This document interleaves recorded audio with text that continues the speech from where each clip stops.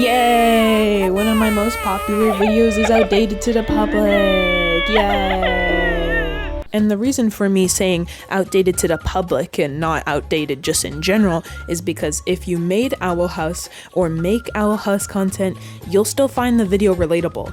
If you don't and you just like watching Owl House, then you're gonna think it's inaccurate, which it's not. That video was mostly targeted to people who created Owl House content and also just a video from myself to explain how I don't really care for Owl House anymore. But they just released a new book, or at least there's going to be one that comes out, so I guess it's just a mandatory topic for me to talk about so I don't get corrected in the comments of the old video. So let's just get into this video. So I never have to think about Owl House ever again with content creation, and it can burn in my mind. Wow, that sounded really harsh. Okay, like, as I'm editing this, I'm like, oh my god, that is actually really harsh to say. I don't hate this show. A few days ago on Twitter, Dana Terrence confirmed she was working on a graphic novel for Owl House, and it's apparently going to be about King himself, which is really interesting to hear, especially because it was very obvious in the show the whole aspect of Titans were meant to be a super big deal, but unfortunately since the show was cut short, we probably got less time to focus on them, which is why we got so much stupid Hunter filler. So I'm really glad that King's getting some more recognition and screen time for his own story, because I was personally one of the people who found him very interesting as a character. Now, this might make absolutely no sense, but I promise there is really a wedding fury going on, and it's not something I made up. And now we're going to explain what the wedding fury is, and basically what it is that since Amity is wearing a white dress in the cover of the book, people are speculating that Luz and Amity are going to have a wedding soon, or at least in the book, or at least some time in it, and honestly, it's a pretty interesting theory. My take is that it's very likely to happen, and if it happens, I won't be surprised. But I am mostly leaning on that it won't happen, mostly because Dana Terrence said that the book takes 2 years after Belos is defeated, and by that logic, if Luz is still 14 in the finale before the epilogue, that would mean that her and Amity are 16. Who gets married at 16? Yeah, it's legal in some countries, but I don't know, that just seems a little weird. I mean, if it does happen, again, I won't be shocked, but I'm just saying maybe another book or something will have that, but I wouldn't count on this theory personally, but if you think it's true, I'm not stopping you. Also, I was gonna make a different section on this part, but honestly, it's just been bothering me and no one else has mentioned it, and I don't know if it's just me being crazy or if other people notice this too, but doesn't Luz's hair look different? Like, isn't there didn't she cut it or something? Maybe maybe it's canonical she cut her hair or something, but I swear it's shorter. It looks different. I don't know if it's because of the art style or something, but it looks different and I need some validation. So if you guys think the hair looks the same, tell me I'm delusional in the comment section. But now, since I mostly explained everything, we can finally get into the part of the video where I complain and just talk about my own opinion. So let's get into it.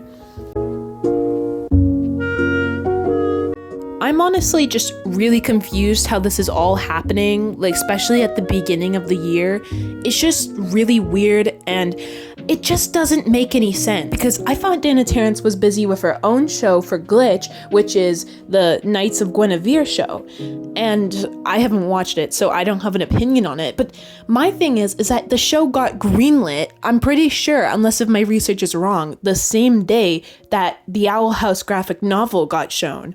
So how is that gonna work? And I guess the thing that really confuses me is because the Knights of Guinevere show is meant to be more horror.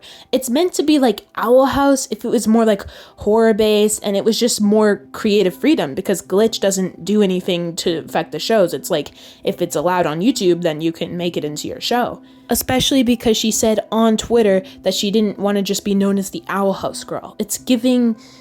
I'm not really sure. I feel like one of the shows is gonna get underappreciated. Well, I guess it wouldn't be show, I guess it would be graphic novel in this case. But I don't know. I guess they could both be good, obviously. They can both be good. But it just feels weird, and this almost feels very impulsive. And in my personal opinion, I don't think there should really be anything done with Owl House until Knights of Guinevere is done. And I'm mostly saying this because it is the least popular glitch show with the least amount of views right now, with even the Gaslight District having more views than it. I won't even compare it to The Amazing Digital Circus or Murder Drones because that's just not fair. Those shows are very, very, very popular. And it's only on the pilot, but it only has 16 million views starting off, which is very impressive for an indie project. But it really, you would expect it to get a lot more hype, especially being paired with the creator of the Owl House. So I really, really, really think we should just give the Knights of Guinevere a chance to shine on its own without having to be thought of with Owl House. And I'd love for it to just grow on its own naturally without having to have any Owl House connections to it. And I don't mean just because the creator was the one to make Owl House, I mean just also with side projects like graphic novels. And it's already happening, and I'm just one person with a very small fan base, so obviously I'm not going to have an impact on this situation, but I just really wish that the graphic novel could just wait a bit. I know it's actually going to be released in September, unless if my information is wrong, editor me can correct that, but if it's going to be released in September, I highly doubt we're going to get all the episodes before September. So it's just going to be a weird mix. And I personally really want to see an indie show succeed, like really badly. I love seeing indie shows because I know a lot of my mutuals and moots have OCs themselves and want to create their own universes and shows, and they're inspired off things like Owl House and other indie shows. So I'm always here to support indie shows by talking about them in videos, and I will hopefully watch the show soon. It's just me being stubborn with my autism and refusing to watch new things because I hate change, but I promise I will eventually get to watching the Knights of Guinevere if I like it. Then I'm probably going to make more content about indie shows in general, like Ed's World and Catching Up and Murder Drones and The Amazing Digital Circus, especially because I like all 4 of those shows, but I haven't really done videos on them besides Catching Up. But I do think I am getting a little off topic, which probably means I finished this video.